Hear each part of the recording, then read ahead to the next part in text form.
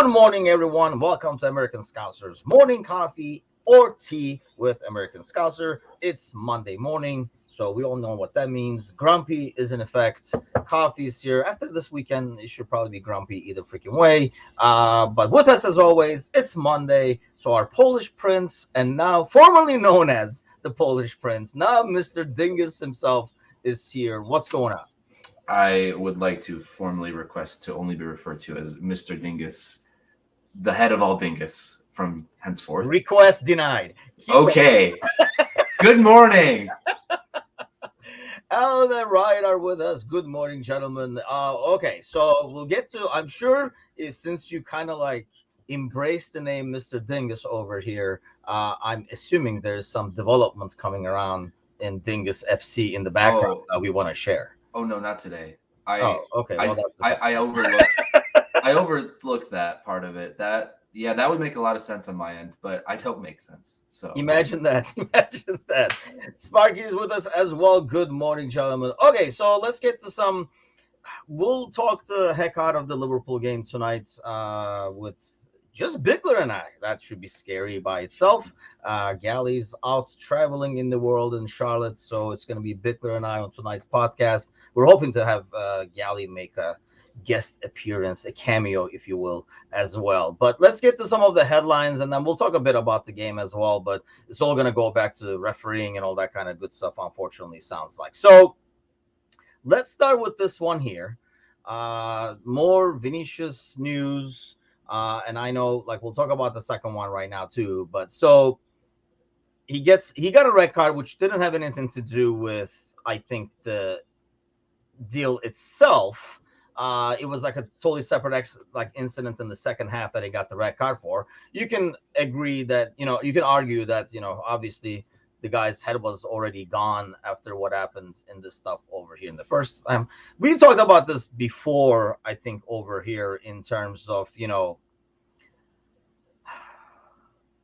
how the hell does this still keep happening kind of deal. But actually, let's do this and bring this headline, because I feel like this is somehow the excuse for getting away with it. Your Spanish is a bit better than my rusty Spanish, so you go and take this. Yeah, so that says Mestalla primera, which... It is rusty. Okay, keep going. I'm not sure if that's exactly the headline, but the headline that I see that's translated reads, Vinicius Jr., in addition to being stupid, is also like, I'll take that with a side of spaghetti. Okay, go ahead. I swear I know what I'm reading. I can make it sound like I know what I'm reading. But anyway, it says Vinicius Jr., in addition to being stupid, is also an unbearable provocateur. And that is sort of the justification that a lot of these clubs are using in saying that, yeah, the abuse that he gets is at the hands of himself, not at the hands of the fans. And it's silly to me to think that outside of the stadium, before the match even occurs, you have a group of fans chanting, "You are a monkey, you are a monkey." What has he provoked in that sense? He hasn't even gotten off the team bus, and yet he's already labeled this provocateur. That is his fault that they are chanting that outside of the game before anything even happens. And so, like you said, this is one of the justifications some of these clubs are using, like the on-field provocation. But that's not to say that makes any of it acceptable. It's like, yeah. And that's the thing, I think. Like, it's like, I'm not arguing that he doesn't provoke some of those, but I think in this case, and like Spanish teams are notorious for this, by the way. And I was, before Ventura, I was telling you about when Fenerbahce played Sevilla. And mind you, Fenerbahce almost eliminated this team that made it to the final, which is really annoying. But anyway, while they were winning and they had this momentum going, I don't know what the hell the fans were thinking, but their goalie kept doing it to the fans behind the goal. And then when the fans, for some stupid reason, started throwing shit, these guys basically were like, oh, yeah, we can milk the hell out of this, because they were kind of slowing the game down on Fenerbahce at the momentum. They were going for the third, which would have won them the round. They stood behind the goal, like right in front of the fans, like standing there and stuff like that. But regardless of what you're doing, it doesn't excuse the moron in the stands that's throwing. Just because the guy is standing there doesn't mean you have to throw shit at him. And I think Vinicius's thing is a bit different. I think, if anything, he provokes almost with a purpose, because I think he feels the more he provokes, the more it comes out, the more these assholes react, the more obvious they will be. And I think he's hoping that it will get more attention by him provoking this reaction, showing that it's there.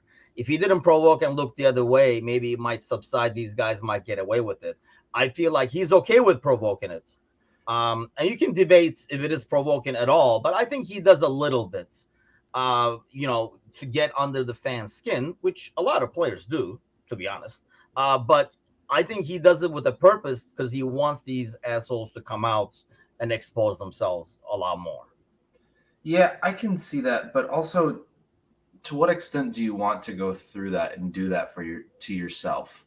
If nothing ever gets done or changes, that's just an entire decade's worth of pain that shouldn't have to exist in the first place. So I think that while if it is the case where he wants to make this a bigger deal and wants them to be found out and who they are, we see exactly what happens. The club bans 2 people for life, and then like, all right, that's it. Those are the only guys that said anything. We're totally fine now. Like, that's not how it's going to work. They're still going to, every time you get a group of people together, they're going to act more dumb together. That's just human nature. If you get a bunch of people together and you get this mob mentality going, it doesn't matter if you've never said it before in your life. If you're in that moment there and you still say it, you're still part of it. And I don't know if it's necessarily going to help if we try and get these guys to show themselves like that, because it's never going to go away. And unless you ban all fans from coming to the games for a couple of matches to really set a precedent, I don't think banning 1 or 2 people is worth it for Vinicius' sake. See, I disagree, because somebody is gotta. I mean, if I'm Vinicius, I'm taking it that somebody's gotta do it, right? And he can afford to do it. But even club can say, "Hey, you're starting shit," because he's too valuable for the club. He's too big of a club. And maybe in his mind, if he does it, right, maybe, I don't know, another dude that plays for Sevilla says, yeah, he's right. I'm not taking this shit either. And if multiple players kind of feel encouraged by what he's doing and do it.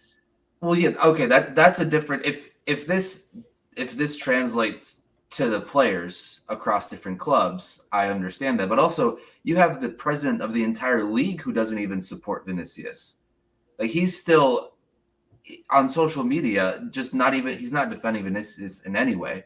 So when you have the entire the most important figure of the entire league against you, like, what do you expect to see as repercussions for the people who are doing these things to you? Do you know what I mean? I think you just keep freaking going for spite at this point. Well, that's, and I think, yeah.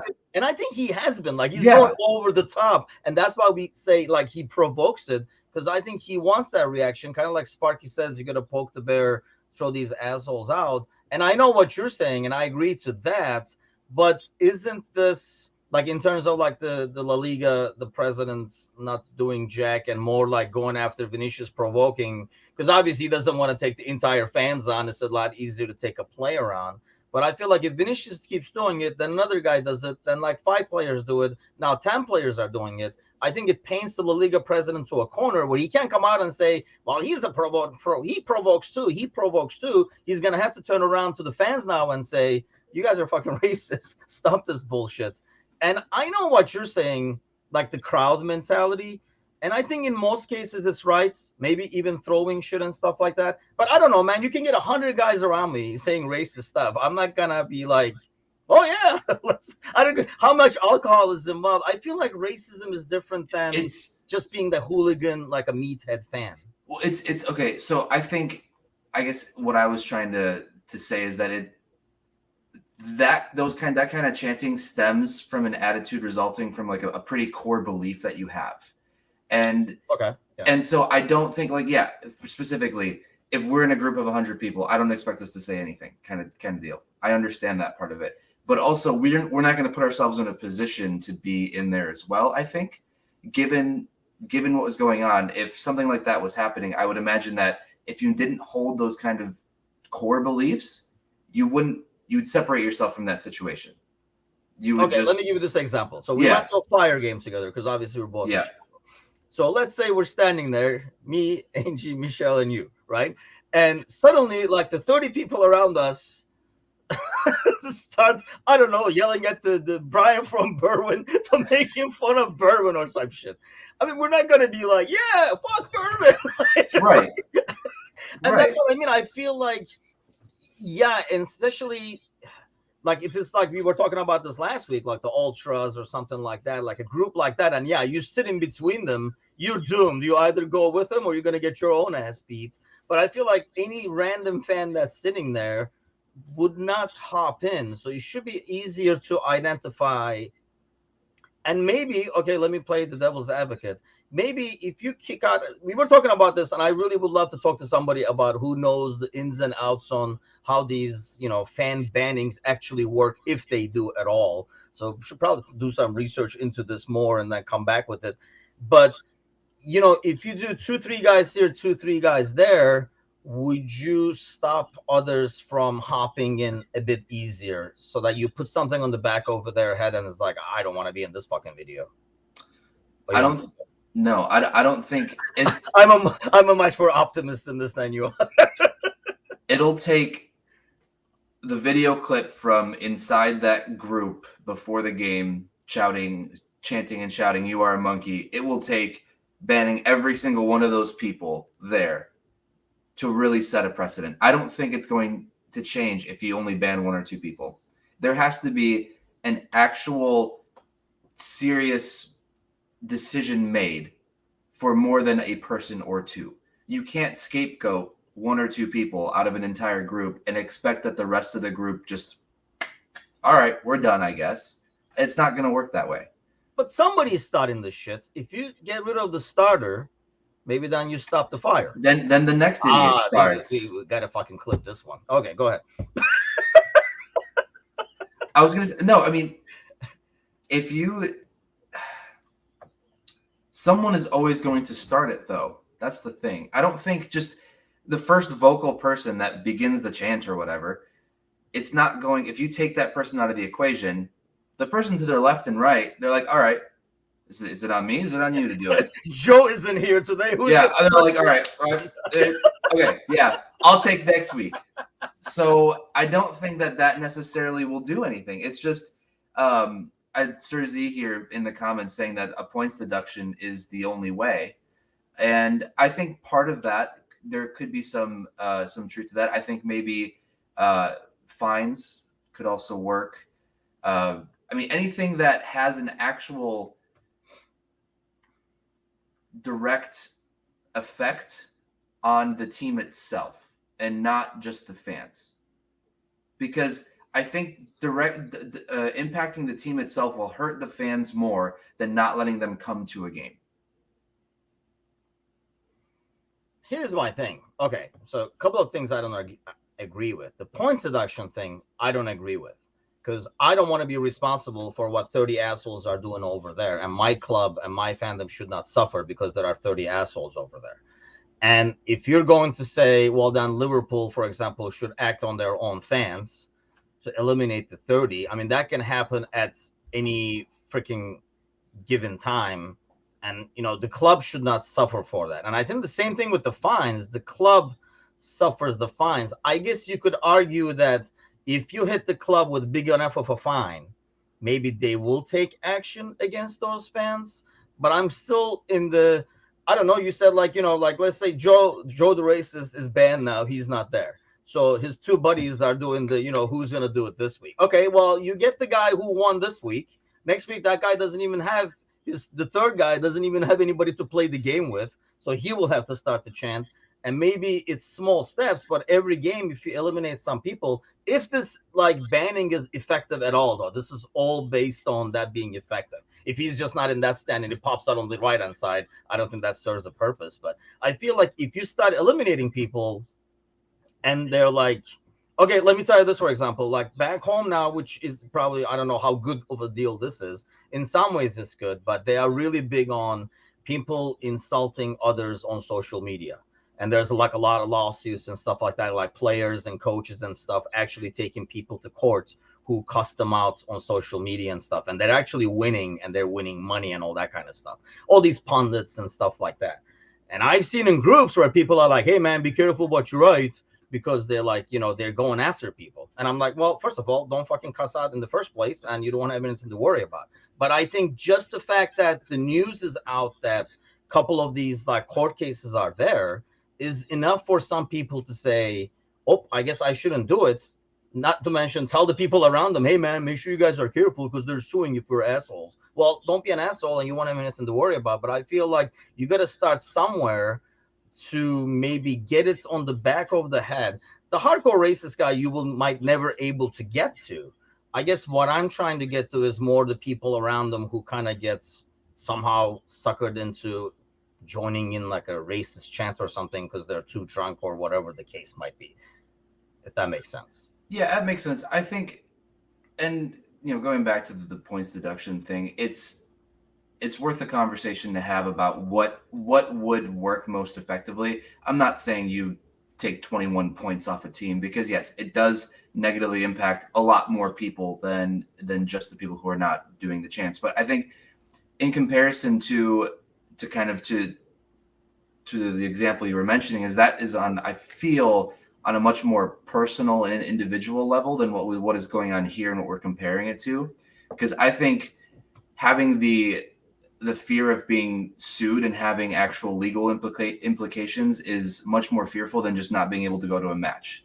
So I think there has to be a little bit more to that. And while I maybe a couple examples, make a couple people an example as what will happen is a good step. The example has to be strict enough where everyone else isn't going to want to follow. Because if it's just a ban, like I'm saying, I think there's plenty of racist people who are going to these matches who won't care if they get banned. They'll sit outside of the stadium and they'll chant outside of the stadium when at the team bus. You have Sad but true. You have to do something that is going to be worth not wanting to make them do what they're doing. And I think you can't, I don't know the extent of Spanish law, obviously, and so racism, I don't know if it falls on individual legal shit, but there has to be something that's put in place that scares other fans from doing it, and not just says they'll ban you from games, because I think it'll still happen whether you ban 1 or 2 hardcore guys or 10 hardcore guys. There has to be a legitimate big precedent set. Yeah, and the funny story, like here to go with what you're saying, and it's very true, sadly, that people will, like those racists will gather around the back and chant is, how much you got a ban, right? For, I think, I can't remember what it was. It must have been to do with fireworks or the fire, blah blah blah, like the pyros and all that kind of stuff at the game. So they were banned to have fans in the game, right? So these assholes literally had the pyros outside the stadium, flown into the stadium. And I'm pretty sure Fenerbahce is the only team who got a fan ban from a game where no fans were allowed, because they had the same ban again because these guys did it outside to come into the stadium. It's just like, yeah, when there's stupid, there's a will, there's a way. Alan says start with a ban on a stand, first offense, second offense, shut out all fans for 1 game. That way the club is losing income, and I think maybe hitting them in the pockets. And Sergi says deducting points will make fans turn on the culprits. And I think that's the thing, like these bans that are more general, we're hoping that the people around turn around and say, hey, stop that shit because we don't want to get banned. Do you think that will work? Like if if something happened in the cup and they said, okay, that stand is closed the next game, 2 weeks afterwards, if somebody tries to do something, will they get their ass beat for even trying? Or the mob mentality is the mob mentality regardless? I hate to think that there are so many people that are like, yeah, he's a monkey, and then like start chanting. It has to be a mob mentality, or just stupid is as stupid does. I don't know. It's difficult. I would hope that in that kind of situation, that would change people and make them act a certain way if they hurts because while there is a mob mentality for those specific things, there's also a mob mentality for trying to quiet the person who is being that piece of shit in the stands. You know, you can get, if you have the right group of people around a certain guy who's saying some really dumb shit, you get that entire group to look around and go, what are you, just fucking leave, shut up, or that's it, you know? And I think if you do take an entire section out of a game, out of a, you know, like a stand and out of a game, I think that maybe that is hopefully a step that could work in then allowing that next game to have more fans mindful of what is going to go on. And if it does happen, how do you then stop that from continuing to happen yourself? Because I mean, as corny as it sounds, it starts from within, it starts from yourself, right? If you're able to make that difference yourself, then that's where it starts from. And it only gets harder when, you know, when the guy two rows next to you or two seats next to you starts chanting, the guy 2 rows behind you starts chanting, the guy 2 rows in front of you starts chanting. It's harder than trying to quiet all 3 of those. But if you can quiet the source to begin with, you can try to make things better right away. And this is all easier said than done, obviously. Yeah. You don't want to be the one person that's actually like within the group of 100 who are like, who will turn on you then because you have to be next to the you don't want to be the asshole in the middle of the crowd. It's like, guys, because then you're gonna get your ass beat. I mean, I can kind of like say, you know, yeah, I can see it saying, you know, hey, you know, stop it. But I mean, first of all, you can't beat the guy, but that's why I'm thinking if you feel like you're gonna be clumped in it and get banned and stuff, maybe you will stop the stuff around it. Yeah, I mean, it's kind of like a scary concept, and I don't know, maybe I'm being too much of an optimist in terms of that paying off. Here's the other problem, I guess, is these guys have how many games do they have at home? 19, 18, whatever. Like, depends on the league. I don't know what league that is, but 19. Either way, I mean, in any league, this is not like a Spanish league problem by any means. It's like all over Europe. So I mean, you ban 2 guys a game. It's going to take a while before we eliminate everybody because that's like 30 guys a year or whatever it's going to end up being. It's just not. And like I say, I just don't know how effective they are. But yeah, it's kind of like a scary concept overall. I just don't know. But there has to be something done. And I think I kind of like the fact I don't like him as I like him as a player in terms of like, you know, what he does on the pitch and stuff like that. And I don't like that he maybe provokes, but at the same time, I feel like somebody has to do it. And I think he's in a position to be able to do it. That's when I like athletes who will use their position to be able to use it for the good, use their powers for the good, if you will, and not worry about, oh, when I do this, will now Nike pay me less or Reebok not offer me something and stuff like that, and hold this, you know, like I'm going to use my position to support this cause. I'll catch all the heat if I have to, but I'll expose these assholes kind of thing. I know, like, I really do respect that. Question, have you been to a game? You don't say anything because you don't know how many friends or assholes was with him. Hold on, I'm gonna. Have you been to because you don't know how many friends. Yeah, and I understand where Sparky's coming from, but I don't. My conversation was, or my point was, after you ban the entire section and you come back the following game and you re-enter, I think that is a different situation than just randomly being at one game and saying something to someone and not knowing how many friends that person has with them. And I think like we're hoping of reversing the mob mentality. So instead of just me, you, and Sparky like sitting next to each other trying to hush the entire like 100 around us, there is 1,000 around that 100 trying to say, shut the hell up. Yeah, that's the goal. 2 weeks to watch the game again. So will it work?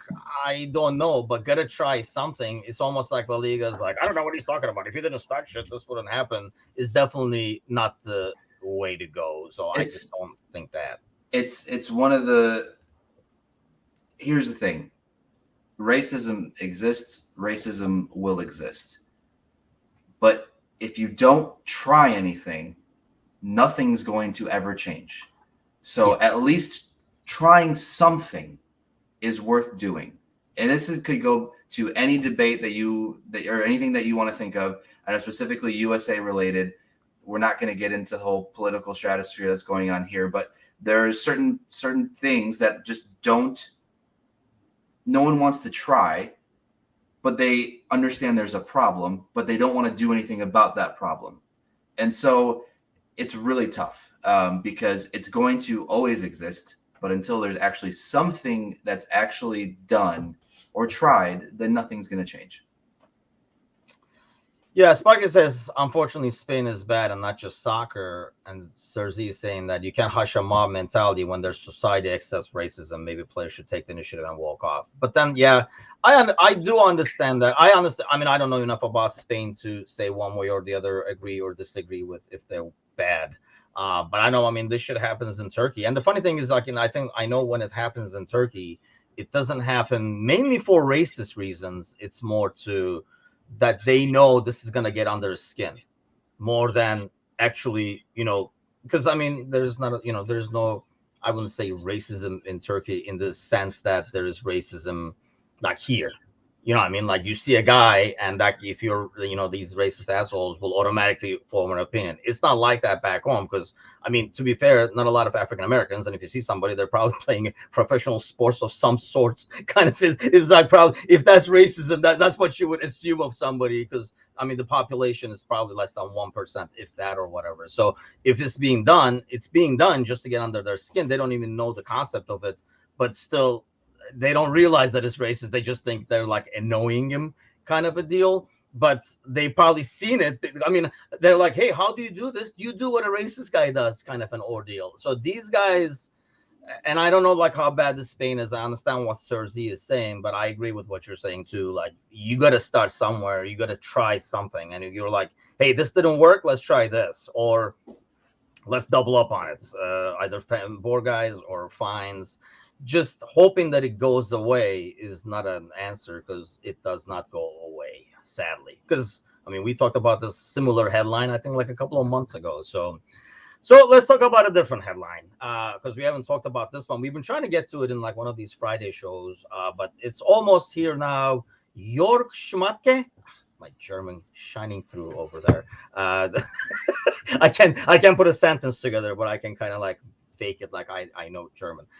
So Schmatke, what do you think of it? It's almost here. Sounds like as the sporting director. Happy, unhappy, who cares? Where are you at? The only thing that comes to my mind, depending on how it is pronounced, if it's like Schmatke, Did you just doubt my German pronunciation? This isn't you reading a Spanish headline, buddy boy. Schmatke has to be how it is. But if anybody knows German, hop on. Don't question my German. Go ahead. I apologize. Well, the Polish word for just like a rag that you use to clean with is szmatka. So in my head, I'm not too thrilled. I don't know if I have no basis to form a good opinion other than the fact that it sounds like the word rag in Polish, and rags typically aren't clean. So I'm just like, yeah, I hope for all the best. But right now, because of his name, I don't know what to think. I gotta get to that headline about him throwing gum at like another team. Like it's just happened this season and stuff like that. So clearly a passionate dude. I guess I don't know enough about him. It's basically just what I read, and is obviously his resume. The only thing that scares me about his resume is the fact that he is more of like he has not been on like very top clubs, and his specialty seems to be finding good deals, which I'm all for.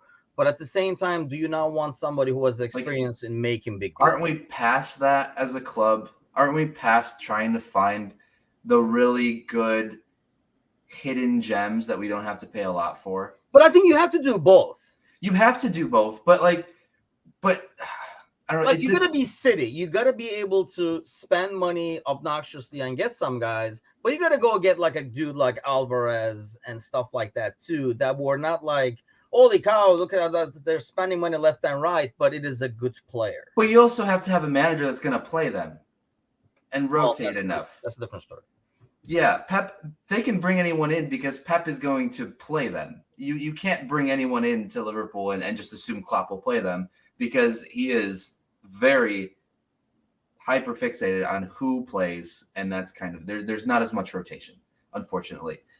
So yes, I think while there you do need a little bit of that hidden gem situation, I think as a club overall, and this was kind of where we thought we were heading 3-4 years ago, was being able to afford and buy whoever it was that you wanted without needing to worry about the price tag necessarily. Kind of like that rich when you go into a store and you don't even look at the price tag of that t-shirt you like because you're like, you know what? I don't care. I like it. I'm going to buy it.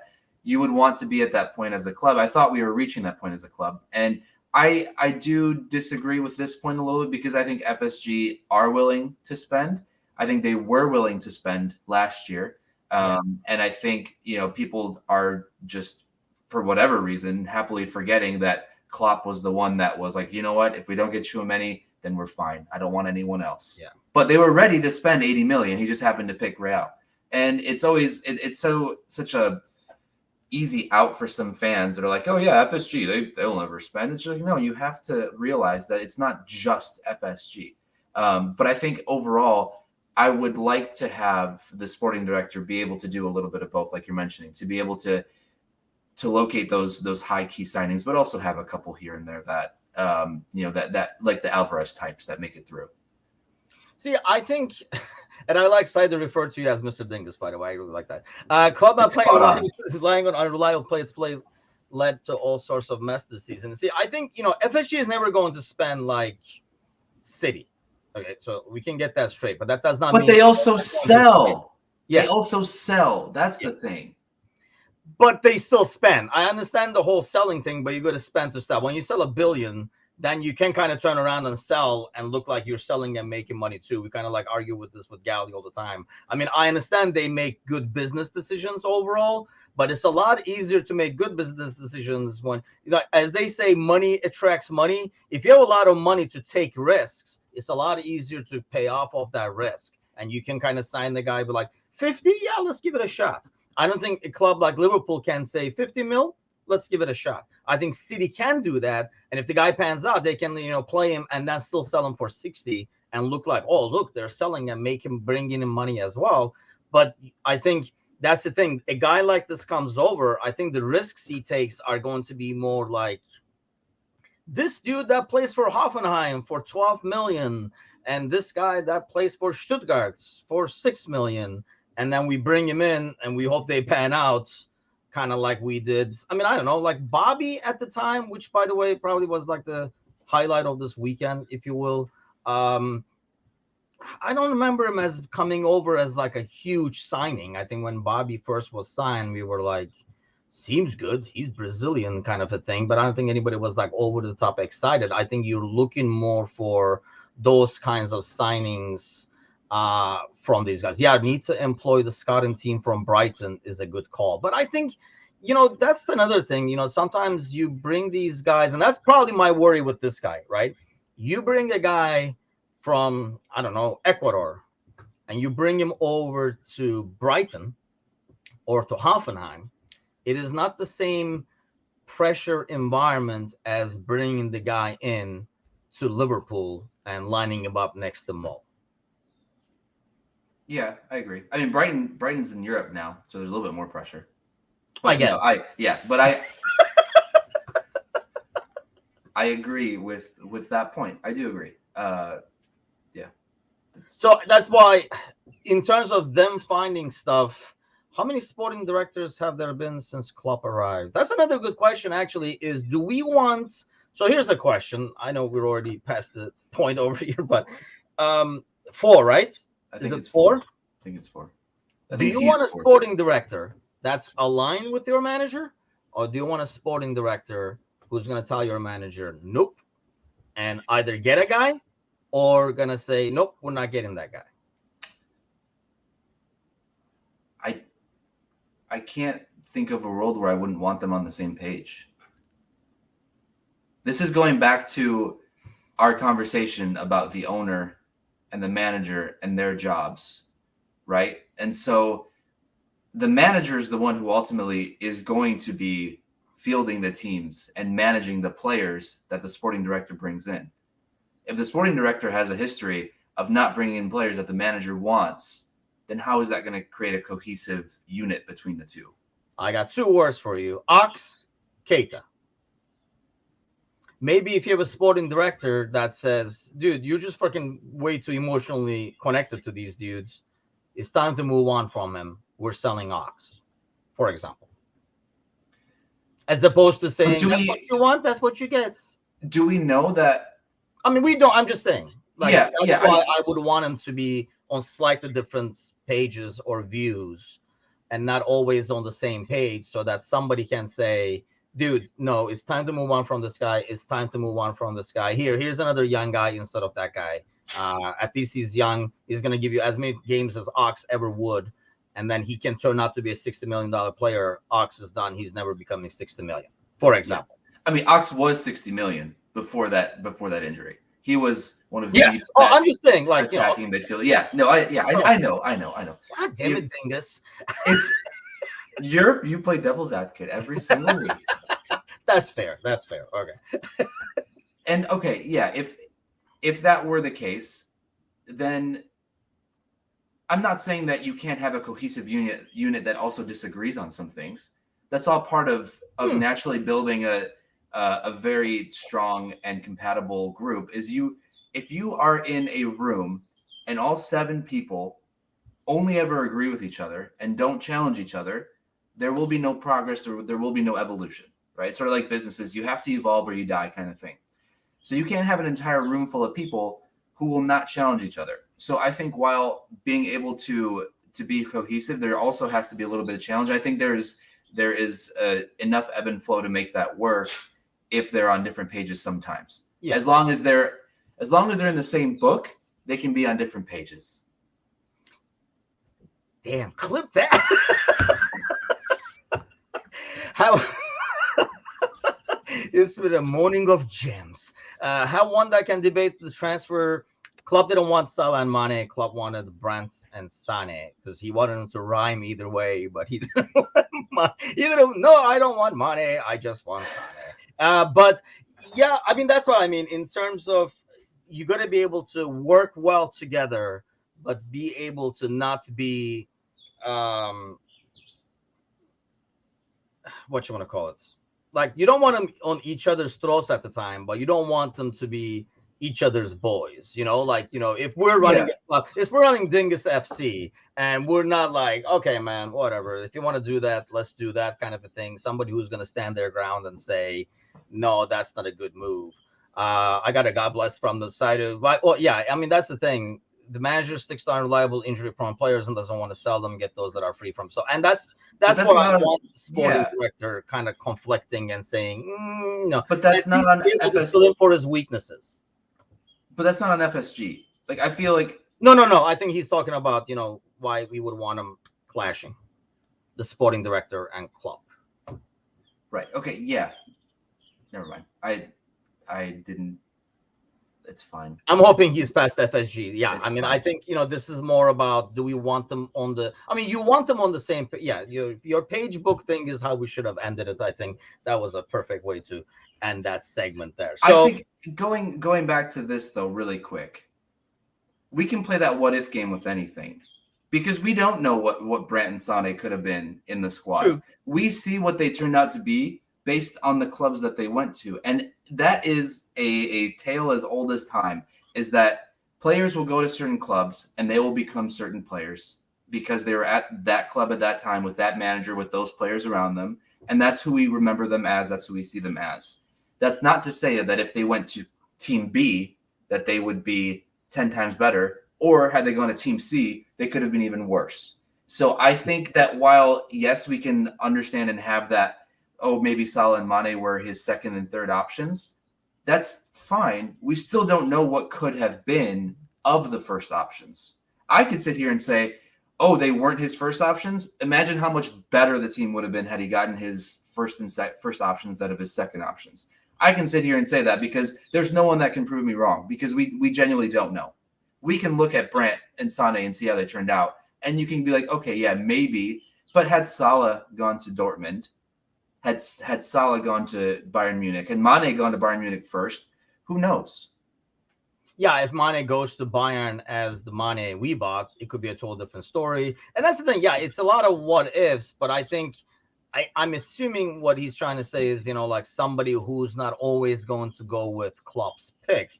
The situation that you worry with that is you don't want him clashing too much so that, the other dude keeps buying people. You don't want a Chelsea environment either where, this dude is constantly buying players that you don't want. And then you're not gonna play him for spite, or you're not gonna utilize them properly in the way the other guy envisioned. I guess in terms of when I look at this guy's resume, my main thing is it looks like based on his experience, he is gonna be more. His specialty is more finding diamonds in the rough, and not necessarily making like big signings. So you're saying that you don't want. Oh, that was not a good one. I don't want to be on the left. Okay, yep. There we go. You're saying you don't want that balance of negative 543 million? Is that what you're, yes, is that what you're saying? I am kind of against that. That's pretty bad that we're not even up there, by the way. But yeah, I mean, I do. Yeah, look at this. Look at that. Where are we? Oh, there we are. I mean, that's the thing. Actually, we did spend. I mean, holy cow, dude! 611. There's no way to beat that. I mean, look at Wolves, by the way. I mean, this just shows you that money doesn't buy you love, people. I mean, Wolves spending 177 and can't even beat Everton. Yeah, I mean, yeah. Look at Brighton, man. You will see more of this with Brighton. Oh yeah, that's gonna just shoot up. Yeah, easily. Yeah. But then you look at Leicester. I mean, here's the thing, though. Like, you look at teams like that up top who had to be in the green because they were in the red so much. And like Leicester and Everton and maybe teams that should have probably added pieces instead of removing pieces. And now, like, suffering now because of it. Meanwhile, let's wrap it up with that. Top 4 chances. My 34 has gone down to 8 after the result this weekend. I mean, we need a Leicester win today, and then Chelsea. You need all kinds of like weird stuff happening here. What do you make of the weekend? Like Bobby, I guess, is the biggest story there. But yeah, that I mean, if we need to go back into the Bobby sphere, we can get into it. But I don't think I have enough tears left to go into that moment anymore. Seeing Chelsea play City yesterday, I sat there and I just thought to myself, I can't believe we have to believe in this team to pull off any fucking result this week, because that team it's just dreadful. It's awful. And well, I think Leicester gets a result today because they badly need it.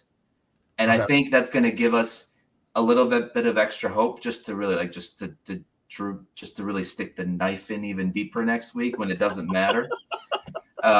So that's what I expect to see, is that Leicester gets a result today, gives us a little extra hope, and then it won't matter in the end because Leicester will still be relegated. So you're saying Leicester is the one going down? I think Leicester, Leeds, and Southampton. Okay, so Everton basically makes it out of that 3, because we're down to pretty much 3 over there. The 4, right? 3, because Southampton's already official. So there is a world where it could be Leicester, Everton, and Southampton, but that world also would mean that Leeds beats Spurs by at least 3 goals, I think, and having all their other results work in their favor. So I think we're down to either Leicester, Everton. If Leicester win today, it's going to make it very interesting. Anything else, and I think Leicester's down. I mean, having seen Spurs, and Leeds are playing Spurs at home, maybe like 2-3 months ago, you could have said, well, that's a top fixture. Now it looks a lot easier in some ways, even though Leeds is Leeds as well. But you can see them getting 3 points from there. Everton play Bournemouth at home. You think being at home would kind of like push them. And then let's see, who's Leicester? Leicester's playing West Ham at home in the last game. It's interesting that all 3 are home. And I think, like they will need the crowd to push them to the max. I don't know if Leicester gets anything today. But if Leicester gets a win today, they're basically, almost like the goal differential would be coming into play. Yeah. That Everton's last second goal changed things a lot, really, because if Leicester won today, they were pretty much out of it. I mean, there's only, if they win today, that goal differential is going to be down to at most 5. But I don't see them winning today, to be honest with you. I haven't seen that defense, and Newcastle home last game, after they pretty much locked up, they're going to be locking up Champions League and stuff like that. I just don't see it happening, but we can hope for it. Yeah, the Bobby chats, we'll probably do a lot more of it tonight, as well as the other guys, Ox, Keita, and of course Milner. It's almost like sad that he kind of like Milner got lost in the mix, because he's like one of my like favorite guys on that team. But so nothing from Dingus FC this week. That's kind of disappointing. The season is Dingus. I'm not bringing anything for Dips and FC. The season is still going. I don't want to interfere. There's rules and regulations around how much I can't tamper. I can't talk to like Matty Cash. I gave Matty Cash a phone call, and Villa was pretty upset. So I have to make sure that I abide by the rules, and eventually I will have more. I was hoping we would at least wear the new home kit for next season in our last game or something, you know? Can we talk about how nice the new kit looks, though? I think it looks fantastic. I mean, you can. I don't know. All right. We'll see you guys next week. On it, it looks a lot better close up, like the fabric and stuff like that. But out of the 3 kits, I'm probably more on the purple one that I've seen right now, not the Minecraft one. I don't know if I like it when I see it up close. Yeah, I'm not big on the Minecraft look, but the purple one I'd be all over. There was one that someone had shared to one of the Facebook groups that was fan made. I think it was the green with the gold trim on there. That one looked fantastic. That would be a killer kit. And hopefully that gets thrown through the ranks and someone up in Nike sees it or whatever. And yeah, because I really like that gold accent when they had it with like the black and stuff like that too. Like the Goldie kits and stuff. So I hope so. Yeah. So you did like the new one then, I gather? I think I like it. I think I put that poll up in our Discord in case you guys haven't joined the Discord yet. There was a poll put up about which home kit of Nike's that you've liked the most.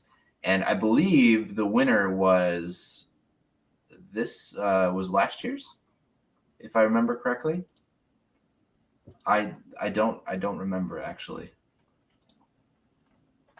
I think I don't know how it ended at the end. I think out of all the ones that we picked here, by the way, let me put this up so that if you have not seen the Minecraft look or I was not very big on that at all, to be honest with you. But here, let me share this because I think Saido was asking in the comments about like seeing them. But let's see here. Here we go.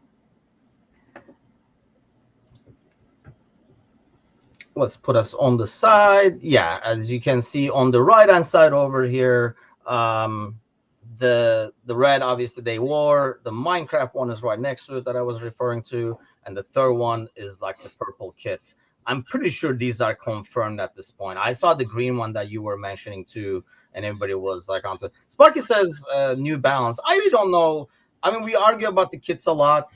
It's always because I know I like this purple one. I guarantee you there'll be 1,000 people who don't like the purple one. And like this year, I really like that teal one that I still have to get, mind you. But yes, what was it? Yes. So B, last year's kit, was in our poll the most favorite of the 4 so far, which was interesting to me because out of those 4, I think that one was my least favorite. That's me. Why, like, it's so like I feel like and it's argue about because it's all about taste. Everybody loved that. Everybody loved that, like the A one, which I do like the green. I felt like the only reason, like, I think I voted B because it was different than all the other ones, and that's why it got my vote. And I think it's one of the few home kits. I usually buy either the second or third kit because you can only have so many red jerseys. And you know, as much as I make red look good, I try to share the wealth with other colors. So I